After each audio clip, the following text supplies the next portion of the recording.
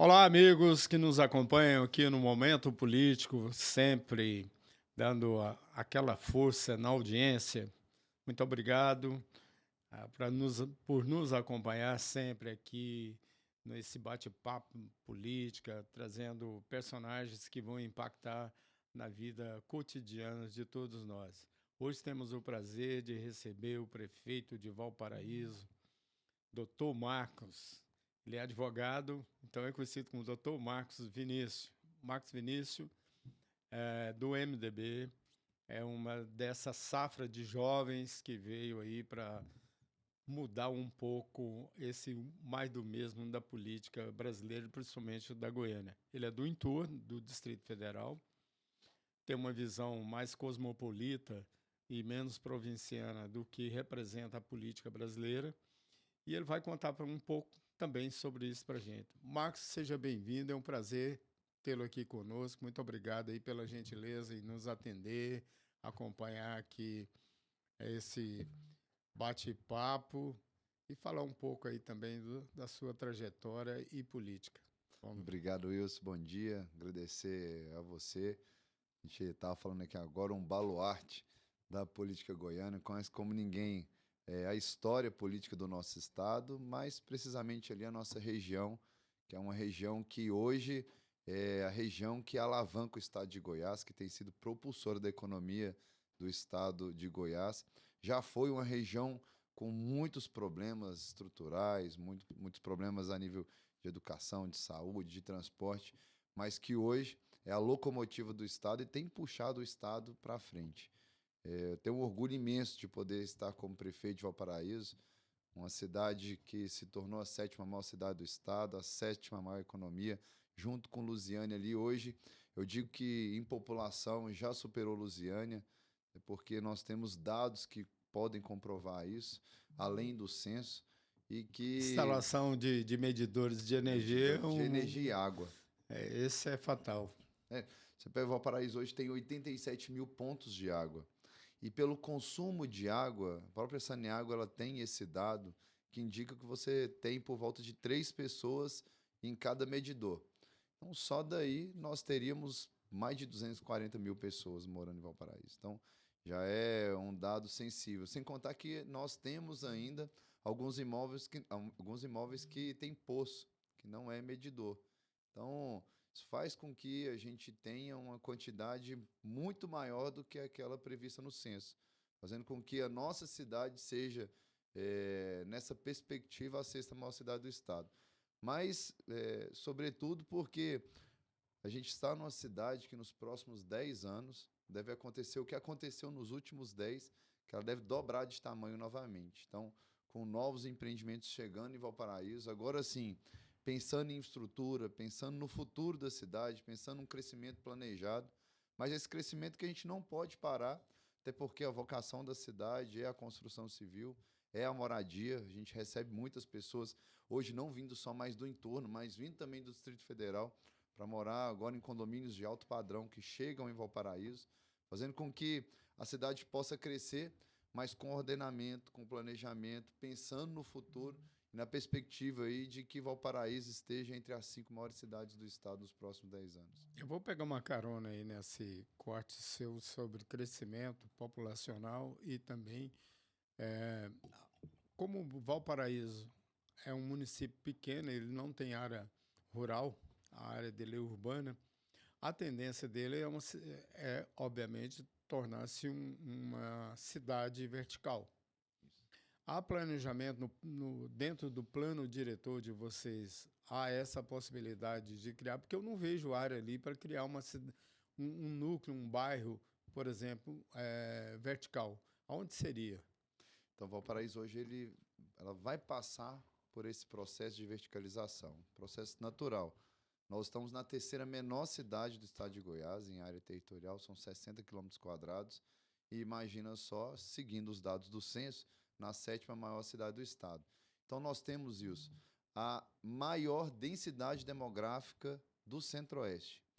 Nós estamos entre as 50 cidades do país com a maior densidade demográfica. Então, isso faz com que o desafio da gestão seja ainda maior, porque essa falta de planejamento que veio lá de trás fez com que a nossa cidade hoje se tornasse uma cidade 100% urbana, uma cidade que ela, em todos os bairros, ela já tem moradias, mas não pensou-se na parte de infraestrutura, de crescimento planejado, fazendo com que a gente tenha, por exemplo, hoje, o bairro Anhanguera, que é o Oh, maior, que desastre. é a maior densidade demográfica de Valparaíso. Imagina só que o bairro Anhanguera, se ele fosse uma cidade, ele estava entre as 20 maiores cidades do estado. Ali é terrível. E não tem uma escola estadual, não tem um hospital, não tem praça, não tem parque. Então, imagina uma cidade que está entre as 20 maiores cidades do estado. Pois é, Marcos, você tocou num ponto sensível ali. O Anhanguera sempre desde 2000, que eu fui para Brasília, para o Jornal de Brasília, que eu inseri o entorno dentro do mapa de Goiás, porque até então todo mundo estava de costa para Goiás, nenhuma liderança, só falava com Brasília, veículos de Brasília, enfim. Mas o bairro Anhanguera sempre foi uma demanda desafiadora para os gestores públicos. Você passou, foi da infraestrutura, secretário de infraestrutura, virou prefeito, continua tendo essas demandas lá. Qual é o maior desafio agora nesse mandato seu em relação ao Parque Anhanguera? Então, acho que o maior desafio que nós temos lá, eu acho não, o maior desafio que nós temos dentro do bairro Anhanguera é saneamento básico. Não dá mais, é inaceitável. Uma cidade que está a 20 quilômetros do centro da capital federal, ter as pessoas andando com o esgoto correndo no meio da rua.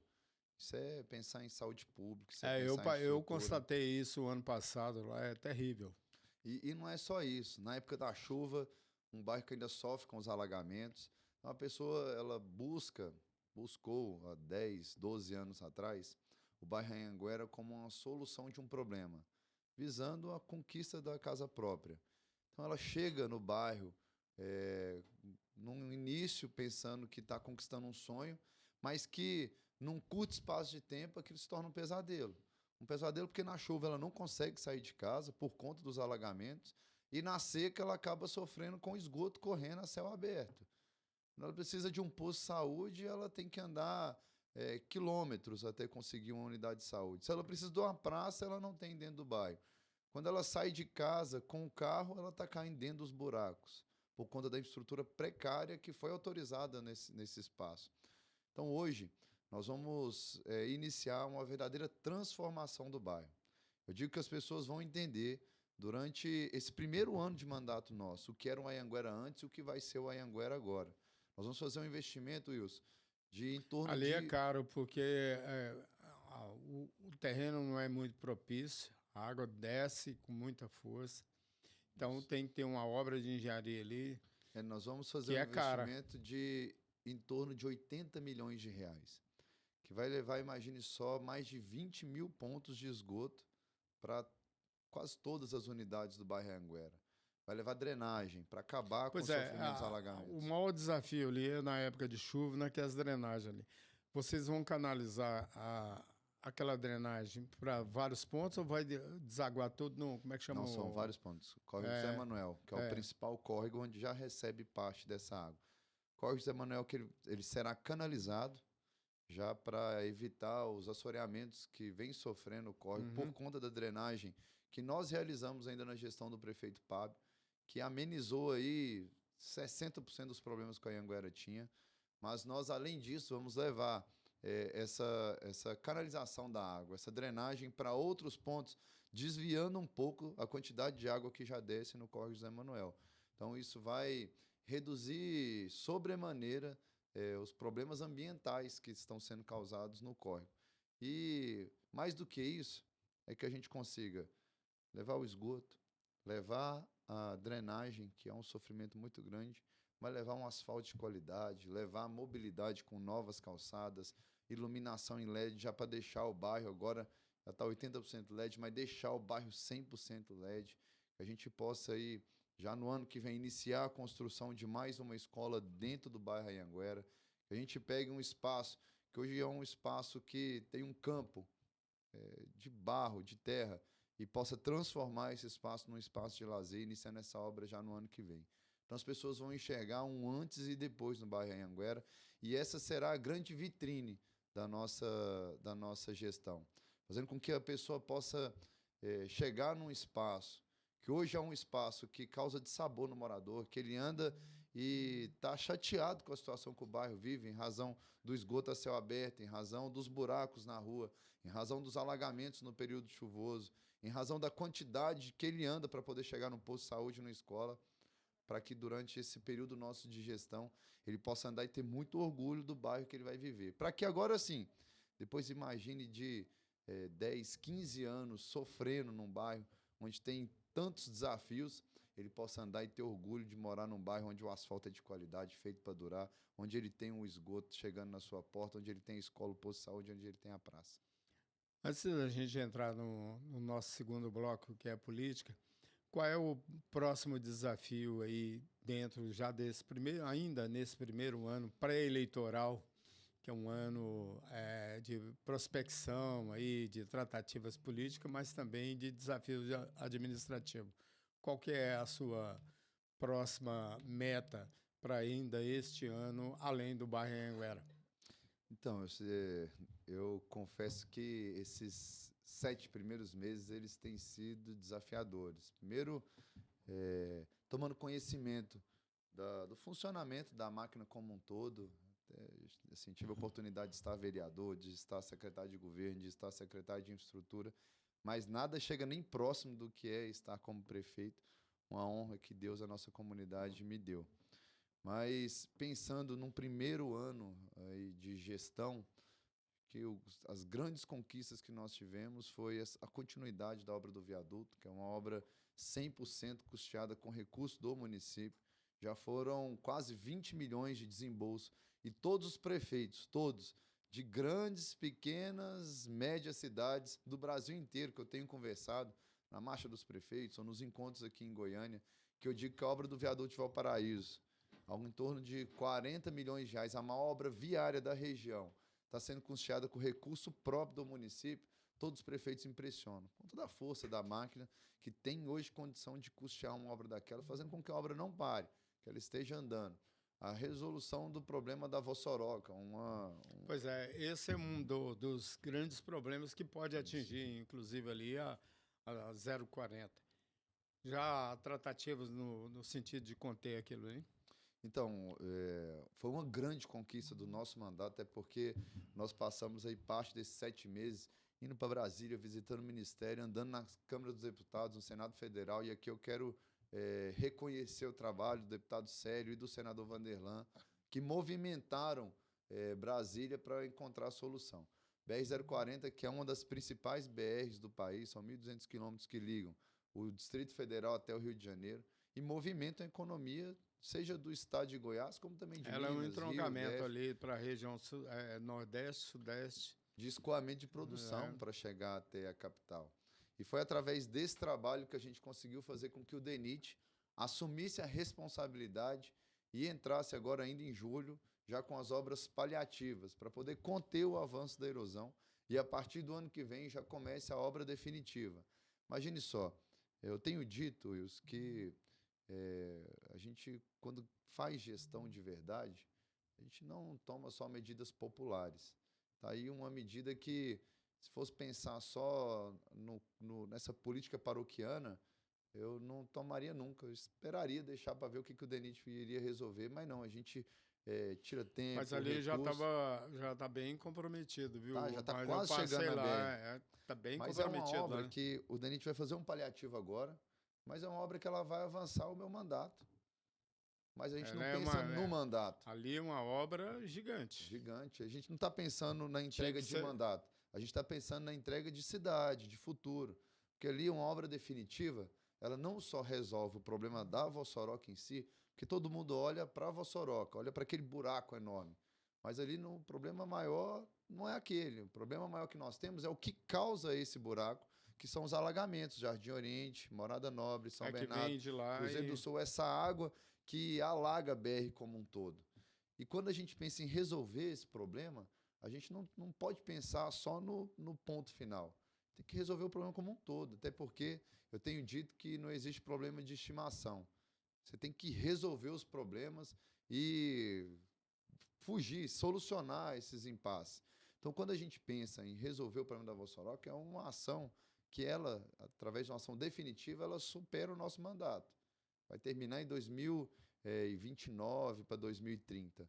Então, imagina só que não só vai corrigir o problema da Vossoroca, como também vai acabar com os alagamentos de toda a marginal da BR-040, fazendo com que a gente tenha a canalização dessa água descendo, agora sim, para dentro desse espaço onde está a Vossoroca hoje de forma controlada, e o restante dessa água descendo até a linha do trem, atravessando por debaixo da BR para poder fazer o lançamento no Esplanada 3, etapa D. Então, nós vamos resolver a Vossoroca, com o Parque Olhos d'Água da Matinha, com a escada hidráulica, correção dos taludes, mas também resolver toda a drenagem que corta Jardim Oriente, Morada Nobre, São Bernardo, e assim acabar de vez com os alagamentos É porque ali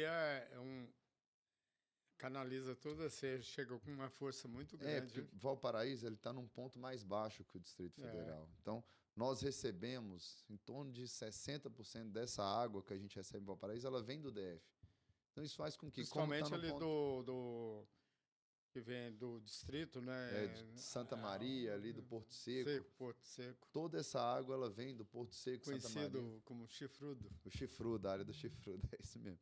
Quando essa água chega a Valparaíso, que está num ponto geográfico mais baixo que o Distrito Federal, ela chega com mais volume, mais força, mais velocidade, causando todo o transtorno que acaba assim, prejudicando o nosso morador. Né?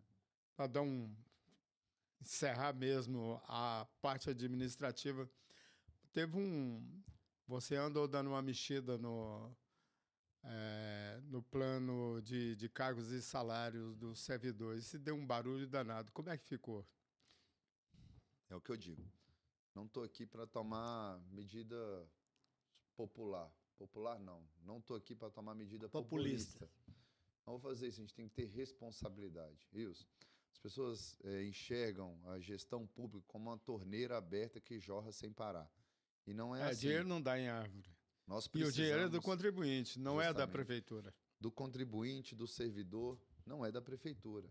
E a gente precisa tomar medidas para que o próprio servidor, num curto espaço de tempo, não fique prejudicado.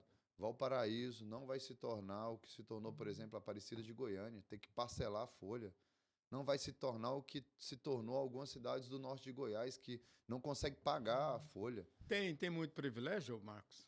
Alguns, e privilégios que já acabaram na esfera estadual, por exemplo, com o governador Caiado, que fez uma reforma no ponto de vista de legislação.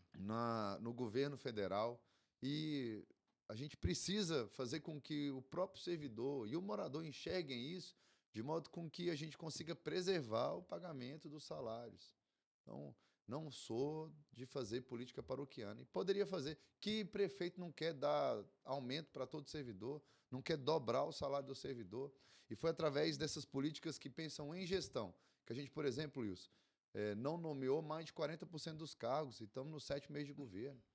Tivemos que fazer uma reforma administrativa para poder fazer com que, ao longo do tempo, a gente não tenha problema com pagamento de salário. Então, é através dessas medidas que a gente faz uma medida não populista, mas uma medida de gestão, para que a gente tenha condição, não só eu, até porque isso vai ultrapassar o limite do mandato. E é o que eu tenho falado, a gente quer fazer gestão. Eu vou fazer uma pergunta aqui para você, é o seguinte: quantos servidores tem a prefeitura? Hoje tem 1.400 servidores. Não, com os efetivos e tudo. 1.400, com efetivo tudo vai estar uns 1.800. Vamos fazer uma conta superlativa, 2.000. Uhum. Você tem 200 mil habitantes. É justo 200 mil habitantes pagar 2.000 servidores com privilégio ou um salário acima da média do que é o restante? Justamente. Essa é a pergunta que tem que fazer, um contraponto que eu vejo. Bom, vamos encerrar aqui esse bloco e vamos para a política. Doutor Marcos Vinícius, MDB, a política esquentando os tamborinhos aí, não é carnaval, vai ser um embate muito duro. Aí, principalmente em Goiás, não vamos nem pensar na esfera municipal, federal por enquanto, mas vamos falar sobre a estadual. Depois nós vamos falar sobre a municipal e federal. Bom, a estadual, o senador Wilder Moraes, do PL, ele fez um movimento aí, arrebanhou mais de 10 mil pessoas no seu aniversário, que mostrou força política. Até então, seu partido, o MDB, e seu candidato, pré-candidato, Daniel Vilela, estava aí, digamos, numa zona de conforto. Agora não está mais. Como é que você vê a entrada essa entrada do PL na disputa eleitoral de Goiás? Embora o governador seja bem avaliado, ele não vai conseguir transferir todos os votos para o Daniel. Vai depender muito do trabalho do Daniel. Como é que você está vendo o seu candidato? Eu acho que o Daniel tem se destacado a nível de estado, fazendo um grande trabalho acompanhando o governador Caiado. Agora, a gente precisa de unidade política entre todas as lideranças. Imagina, o Daniel hoje, deve ter 90% das prefeituras do estado de Goiás. Quando você vai para Valparaíso, você tem um governo, e nós fizemos uma pesquisa recentemente, que é aprovado por mais de 80% da população. O que a gente precisa é transferir isso de modo com que esse capital político que hoje tem como liderança o governador Caiado, que vai para um projeto maior, e nós estaremos com ele também, assim como com o Daniel, ele possa estar linkado ao nosso vice-governador, que é hoje o nosso pré-candidato ao governo. Então, o que a gente precisa? De unidade política. Quando eu levo essa unidade para a região do entorno tem uma rua que divide uma cidade da outra. Você atravessou, você está no outro município. É muito próximo. Os desafios são os mesmos, são inerentes a cada cidade que cresceu de forma muito rápida, com os mesmos problemas de infraestrutura, educação, de transporte, de segurança que havia lá atrás e que hoje já não é mais um problema do entorno. Mas eu acho que o que precisa é ter mais unidade, que o entorno se junte para que a gente possa discutir política junto. Porque cada um acaba que, historicamente, isso sempre aconteceu, caminha para um lado diferente. E hoje eu vejo que os prefeitos da nossa região, e eu posso citar aqui Luiz Otávio, Jéssica do Prêmio, Diego Sorgato, o Carlinhos, Lulinha, a gente tem encontrado uma sintonia de modo com que o interesse é um só. É fazer com que o entorno esteja unido em prol de um Você praticamente candidato. citou só o entorno sul, por que Só você não citou os outros? Não, mas você tem lá o Cristian Mário, presidente da AMAB, que é um grande amigo, um parceiro. Os prefeitos eles têm tido uma sintonia grande, de modo com que o interesse ele é um só. Os deputados, os 6 deputados estaduais, os deputados federais, e aqui destacar o Célio, a própria Leda, no sentido de que a gente possa compor uma chapa e a ideia é que essa chapa, ela... Mas, Marcos, tá uma prosa muito bonitinha, então, mas tem um problema. Vocês falam em unidade, mas cada prefeito ali é territorial. Eles não pensam no conjunto. Eu vou dar um exemplo que eu conheço bem e eu falo isso com propriedade porque eu conheço o entorno. Uhum. Não só fisicamente, mas conheço as lideranças, vereador, prefeito, todos. O problema maior ali, no meu modesto entendimento, é que não todas as vezes que tenta nascer um líder forte ali, os outros derrubam. Quando você fala em falta de unidade, ela está mais inserida dentro de vaidade pessoal, de desejo pessoal, do que propriamente com, com algum, com algum desejo de ajudar a região. Uhum. Por quê? Porque você pega ali, o Diego Salgado, Lusiânia é uma cidade centenária importante. Tem 2 cidades centenárias ali. Você tem no entorno sul, você tem Lusiânia e no norte você tem Formosa. Uhum. São 2 cidades centenárias. Essas cidades, o norte e o entorno sul, eles não se comunicam. Eu estou te falando isso porque não se comunicam mesmo. Já tentou várias vezes. Eu me lembro quando eu ajudei o Atier com a AMAB, associação. Eu falei, essa associação não vai chegar a lugar nenhum, o povo não une. Eu vi cada quebra-pau. E como eu sou jornalista e cubro, sempre cobri o entorno, eu ouvia de cada um falando um do outro. Eu falei, gente, vocês não vão chegar num acordo. Então, hoje, o que você acha que é preciso para unir essas lideranças? Então, a perspectiva que eu vinha falando é justamente essa. A gente sempre teve uma região muito próxima, mas que as lideranças políticas não se comunicavam. E hoje a gente vê uma perspectiva completamente diferente. Primeiro, os prefeitos eles têm conversado. A gente vê que o pensamento é o mesmo.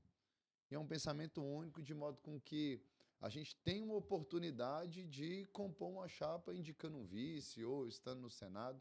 E que nós temos, dentro disso, cidades importantes, que compõem um capital político importante e que hoje tem 6 deputados estaduais e 2 deputados federais. O que a gente precisa é o alinhamento.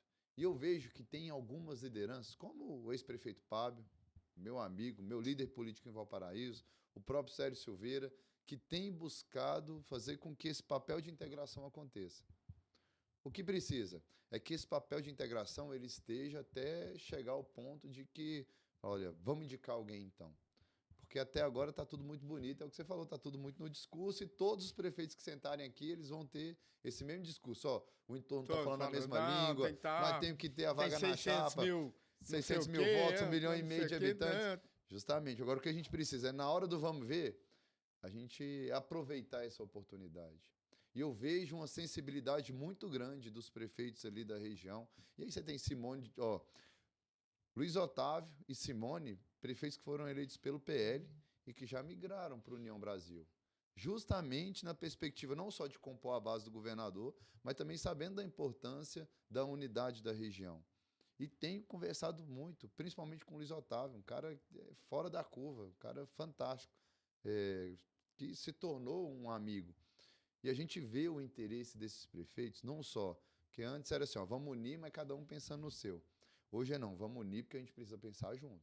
Se a gente não pensar junto, a gente não resolve o problema do transporte, que é Não hoje resolve. o maior problema da O região maior como um desafio todo. da O maior região é desafio. mobilidade urbana. Já foi educação, já foi saúde, já foi segurança pública e hoje é mobilidade. E todas as cidades passam pelo mesmo problema. Você vê lá o Cristian Mário com um problema grande, com os ônibus parando e o morador não conseguindo sair de Planaltina para ir trabalhar em Brasília e sofrendo. Lá em Formosa, a aviação Leão, o pessoal pararam os ônibus, não quiseram sair. E aí quando você pega o próprio ex-prefeito Pablo, na Secretaria de Entorno, trabalhando para que a gente possa ter um transporte eficaz, um transporte de qualidade, não pensando só em Valparaíso, que foi sempre essa dinâmica. Assumir a secretaria a nível de Estado, se o prefeito aqui é meu amigo, eu vou levar tudo para ele, se não for, a gente vai tirar tudo. Não. Pensando na região como um todo, tentando dialogar, levando os prefeitos, os secretários, mas, sobretudo, falando a nível de Estado, com o Distrito Federal, com o Estado de Goiás, para que a gente possa finalmente ter uma solução para o transporte. Olha, acho que a gente nunca teve tão perto de resolver o problema do transporte como nós estamos agora, e não só para Valparaíso, mas para toda a região. Será que o trem dessa vez sai da estação e vai para os trilhos? Porque o senador Wilder destinou quase 9 milhões para o projeto. Eu imagino que agora saia, porque o Pábio, pelo menos, anunciou recentemente, eu dei uma nota hoje na coluna Xadrez, que o projeto está avançado e acredita que... Em que pé está isso? Então, o grande desafio sempre foi a parte de espaçamento entre as bitolas dos trens. Você tem um transporte de carga que ele tem um vagão mais curto e que o eixo da gravidade, da força, ele gera numa bitola que ela tem que ser mais curta. Então, era difícil encontrar um trem de passageiros que tem aí já uma largura maior e exigiria uma bitola maior por conta da força que ela exerce sobre essas bitolas, sobre os trilhos dos trens. E o que aconteceu agora, através dos projetos que o governo federal tem conduzido, junto com o DENIT, conseguiram encontrar um trem que é capaz de puxar os vagões de passageiro. E qual é a ideia? Fazer com que esse trem ele caminhe nos períodos de pico. Até porque você tem uma bitola só, uma linha só, que atravessa, por exemplo, de Lusiânia até o Distrito Federal. Então seria difícil, e é o investimento caro é a parte de linhas de trem, até porque você tem que fazer desapropriação, você tem que fazer um investimento muito alto nas linhas. Então, o ideal seria utilizar as linhas já existentes. Só que você tem um vagão só, um trem, para poder sair no horário de pico para ir para Brasília e no horário de pico poder voltar. A ideia, então, com esse novo trem, é fazer com que você tenha mais vagões de passageiro e saiam 2 trens nos horários de picos, 2 ou mais nos horários de picos, para poder levar as pessoas de Lusiânia, Valparaíso, Ocidental, Novo Gama, até o Distrito Federal e também no horário de pico poder retornar. Então, esse projeto é o que eu falo, na questão de mobilidade, não só no subsídio da passagem, É mais complexo, na ampliação do BRT, mas também na parte de trens, ele nunca teve tão avançado. Mas não deixa de ser um projeto BRT, complexo e difícil de executar. Nesse caso, ele ficaria desativado? O BRT talvez seja mais difícil de executar do que porque ele demanda um trens. recurso maior, inclusive. Até porque você tem que mudar o piso, tem que mudar a estação. Você tem parte de drenagem, você tem a parte de investimento bem mais nas complexo. estações. É um investimento muito maior do que os trilhos. No viaduto que nós estamos construindo em Valparaíso, nós destinamos a parte do BRT, até porque foi uma exigência do DENIT. Então você já tem um pré-projeto aprovado, um pré-projeto que vai porque no futuro o trem só não vai resolver o problema. Não vai. Você vai ter que ter linhas alimentadoras ali, até para distribuir nas estações. Bom, mas voltando à política, você estava dizendo sobre o desafio que tem o MDB. Eu digo que o desafio do MDB, embora o Daniel já tenha dito para mim algumas vezes, e em conversa eu falo para ele, lá atrás eu falava só, você está esquecendo o entorno. O MDB só tem uma prefeitura, que é Valparaíso. Você tem que cuidar bem, tem que zelar bem daquilo ali, tem que correr, porque é a partir de Valparaíso que você vai ampliar o tamanho do partido. Senão, você vai ficar dependente do União Brasil. E eu vou fazer um desafio para você agora, Marcos. Não acredito que todos os prefeitos do União Brasil fiquem com o Daniel. Eu já vi esse filme várias vezes, eu estou muito velho na política para poder ver como funciona. A partir do momento, a não ser que o Daniel esteja muito bem nas pesquisas, fatalmente a metade dos prefeitos não vão explicitamente romper, mas a metade dos prefeitos do União Brasil acaba apoiando um candidato de centro-direita, e nesse caso pode ser o Wilder, que é mais próximo do espectro ideológico e também dos interesses nacionais, porque se o Tarcísio for o candidato, como tudo indica que está caminhando para isso, não tenha dúvida, o candidato dele em Goiás chama-se Wilder Moraes, até por uma afinidade, uma série de coisas que eles têm, que lá atrás, desde o Wilder, no primeiro mandato, eles têm uma relação muito forte, e o Tarcísio já disse isso para o Wilder Moraes. Desculpa a falta de modéstia, mas eu posso não ser o melhor jornalista que tem em Goiás, mas eu sou relativamente o mais bem informado. Isso você pode ter certeza. Então, dito isso, o MDB é fundamental para o Daniel. E eu não vejo assim, muito empenho do MDB em ajudar. Eu não estou puxando aqui saco de Valparaíso, não, mas é porque é a única cidade estratégica do MDB no entorno é Valparaíso. E eu não vejo o empenho do Daniel, ou pelo menos do MDB, porque eu falo Daniel porque ele é o presidente do partido, em relação a tal. Eu, no lugar dele, num colégio eleitoral orgânico, como é Valparaíso, é o único colégio eleitoral orgânico, porque lá os interesses são comuns. Se um governante, um candidato a governo, sinaliza para o entorno que ele vai resolver um problema de mobilidade, todo mundo fecha com ele. Independente das vaidades paroquiais que tem entre os federativos das unidades dos municípios, o interesse é comum porque todos têm interesse em ajudar a população de suas cidades. Então, isso é o que eu vejo. Eu não sei se você compartilha, mas você tem conversado com o Daniel sobre essa perspectiva? Eu tenho conversado muito com o Daniel, inclusive agora em junho o Daniel teve em 2 ocasiões em Valparaíso. O político tem que ter lado. E eu tenho um lado muito claro e caminhar, independente da hipótese do que aconteça, vou estar com o Daniel. Porque foi um compromisso que eu fiz.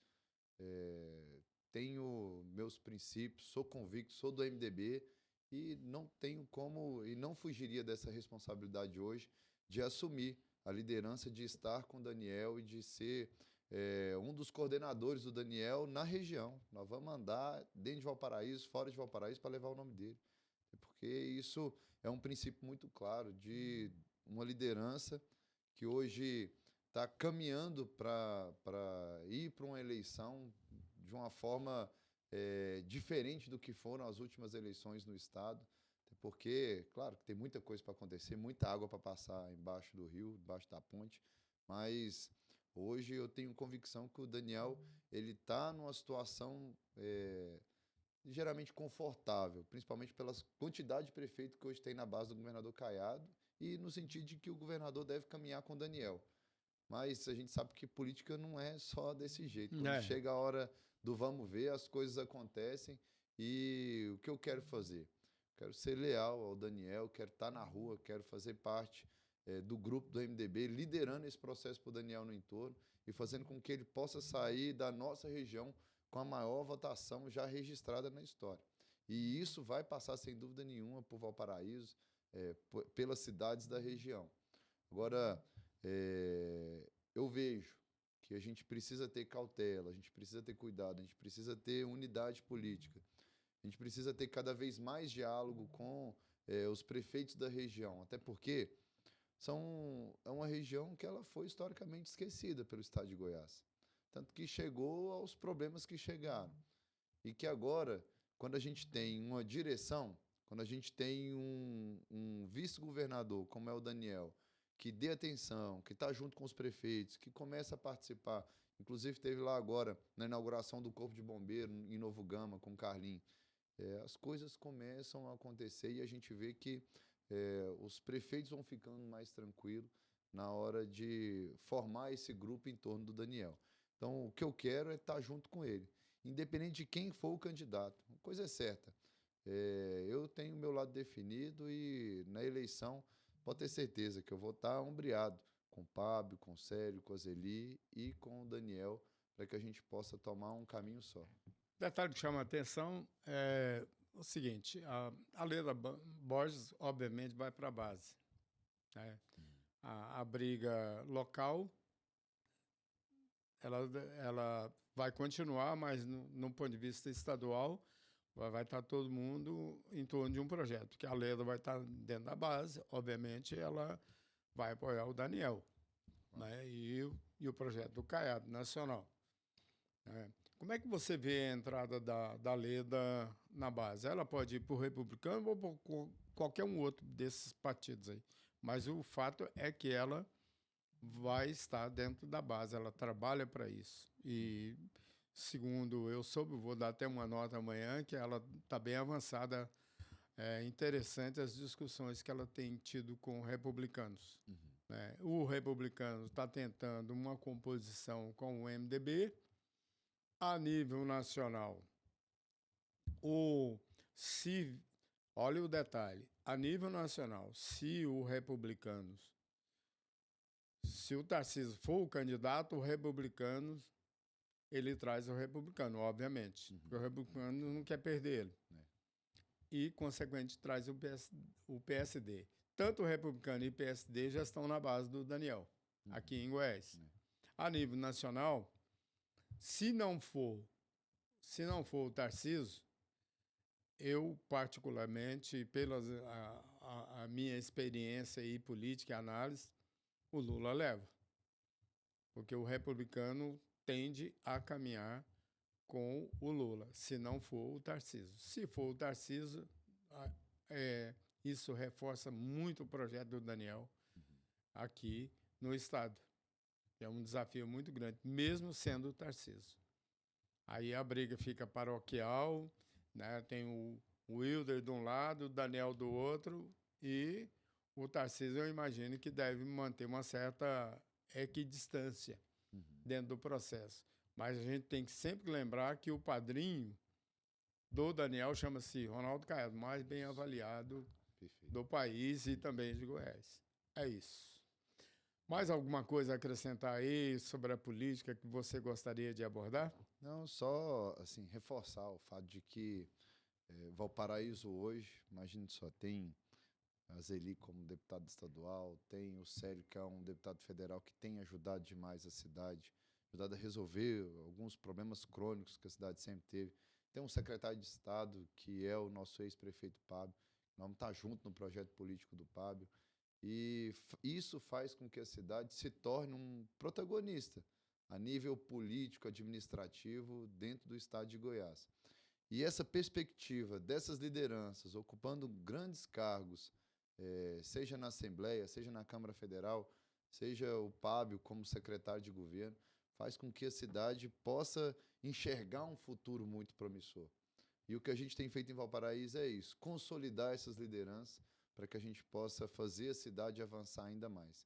E dentro dessa perspectiva de avançar, a gente tem uma cidade que vai receber agora diversas obras, como o Paca Anhanguera, 80 milhões de investimentos, que vai transformar um bairro, a conclusão do viaduto, que programada para poder acontecer esse ano, liberando o trânsito, desafogando o trânsito de Valparaíso, a situação da Vossoroca, que começa agora em julho com paliativo, obras de recapeamento, a inauguração da UPA, que é uma unidade de pronto atendimento que não atende só Valparaíso, é uma unidade que vai receber, pela localização estratégica, moradores de Lusiânia, de Cidade Ocidental.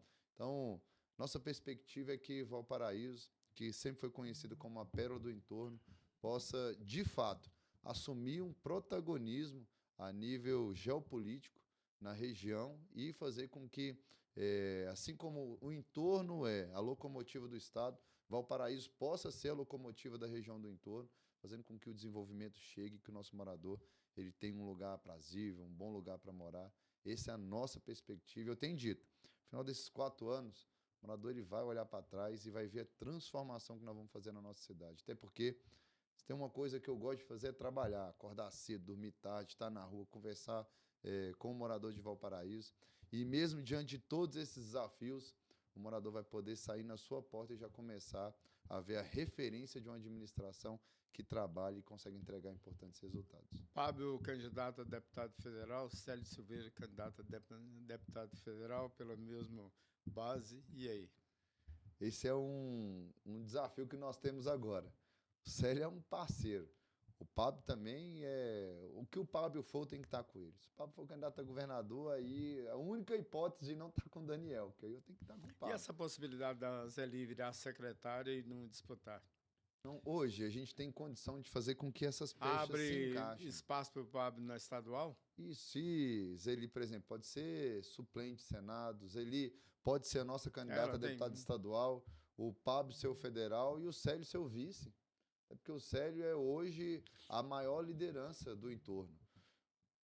Vice-prefeito, 2 vezes prefeito, deputado estadual, presidente da Assembleia, 3 vezes deputado federal, com uma base consolidada para ir para a disputa ano que vem, onde todas as referências políticas do Estado entendem que o Célio tem uma eleição já pavimentada, com condição de ganhar. Então, o Célio hoje pode ser o nosso nome para ser o vice. O Célio pode hoje ocupar, traçar voos mais altos. Você está na corrente que o entorno, o vice do Daniel tem que ser do entorno? Eu estou na corrente, não é nem na corrente, num cabo de aço. Nós vamos puxar, que o vice ele tem que sair do entorno. Acho que a gente tem que se posicionar de modo com que a gente, de fato, agora viabilize que o entorno possa indicar o vice. E você tem lá, Zeli, que é um grande nome, mulher, guerreira, 2 vezes vice-prefeita, deputada estadual, defensora como ninguém das pautas governistas na Assembleia. Você tem o Célio, que eu já contei aqui o histórico político, você tem um Pablo, 2 vezes prefeito, 2 vezes vereador, secretário de governo agora, você tem o próprio Diego, que é um cara, foi deputado, 2 vezes prefeito, um Cambão, líder de governo, 2 vezes deputado. Enfim, você tem excelentes quadros para poder compor uma chapa que estão dentro do entorno. Então, por que não? A gente tem que começar a discutir isso de modo com que a gente consiga fazer parte, assumir o protagonismo, não pode ser só no discurso. A gente está falando aqui, ó, no discurso tudo é muito bonito. Você falar de segurança pública, Valparaíso, tinha um outdoor, Wilson, a cidade mais perigosa do mundo. Bem-vindo à cidade mais perigosa do mundo. Hoje, Valparaíso passou 90 dias sem um homicídio. Nesses 7 primeiros meses de governo, foram 6 roubos a comércio. Então, a cidade, ela realmente avançou. Isso faz parte dos discursos do governador Ronaldo Caiado em programa no Brasil inteiro. Isso fez parte, por exemplo, de discurso do Tarcísio. Foi. Falando sobre a nossa cidade. Então, por isso que não pode ser só no discurso. Educação. Antes, tinha professor sendo morto dentro de sala de aula. Hoje, a educação de Valparaíso, a educação de Goiás se tornou referência, mas a educação de Valparaíso está fora da curva. Nós temos um colégio público de Valparaíso que tiveram 3 alunos com nota 1000. Então, Valparaíso tem se tornado uma grande referência. Em saúde agora, entregando a UPA, daqui uns dias vamos iniciar a reforma do CAIS, reforma não, demolição do CAIS, para construir um novo equipamento de saúde. Então, a gente vê essa nova perspectiva de Valparaíso, de entregar equipamentos públicos que as pessoas vão passar. Por que você não ter o padrão do privado no que é público? Quando as pessoas passam em frente ao Ipasval, Wilson, que vê aquele prédio todo com pele de vidro, ninguém sabe se é um prédio público ou se é um prédio privado. Quando entra lá na UPA, tem um raio-x móvel, um raio-x que o dia que a sala de raio-x estiver sendo utilizada, você tem um raio-x que vai na maca do paciente e tira o raio-x lá na hora. Você tem respirador, bomba de infusão, monitor, 2 bombas de infusão para cada leito, um equipamento público completo que tem um que não tem na rede privada. Então, é trazer a referência do privado para dentro do que é público. E é isso que a gente está fazendo em Valparaíso. Agora, o que a gente precisa é que haja essa transformação administrativa, que o morador comece a enxergar que, de fato, a coisa está mudando e que essa transformação administrativa ela gere o engajamento que a gente precisa no campo político. E aí, sim, não só Valparaíso, como toda a região, passa a ter esse protagonismo, fazendo com que, aí até esse quebra-cabeça do que vai ser o Pablo, do que vai ser o Célio, do que vai ser a Zeli, ele seja mais fácil de montar. Essa engenharia política, em todo município tem isso, tem em qualquer agremiação política tem isso. É um desafio que o consenso lá na frente, nas discussões, vai ter muita saliva, muita garrafa de café consumida para poder chegar num consenso. É verdade. Mas é isso, Marcos, muito obrigado aí por esse bate-papo e vamos estar sempre aqui à disposição. Espero recebê-lo mais vezes, a gente aí contar as coisas do entorno, principalmente de Valparaíso. Obrigado por abrir esse espaço aqui para a nossa cidade de Valparaíso, para a nossa região. Conta com a nossa cidade, tem um carinho muito grande por você, o meu conselheiro, de vez em quando eu ligo, a gente fica lá até mais tarde proseando, mas eu acredito muito no entorno, eu acredito ainda mais em Valparaíso, e eu sei que tem muita coisa boa vindo aí pela frente para a nossa região. Ok. A você que nos acompanhou aqui nesse bate-papo com o prefeito de Valparaíso, Marcos Vinícius, do MDB, obrigado pela audiência e até uma próxima oportunidade. Não deixe de nos acompanhar em nossas redes sociais. Lembrando também que essa entrevista, o resumo dela vai estar no jornal Hoje impresso. Para quem estiver interessado, é www.hoje.com e está lá, o Marcos Vinícius. E, mais uma vez, muito obrigado pela sua audiência e até a próxima.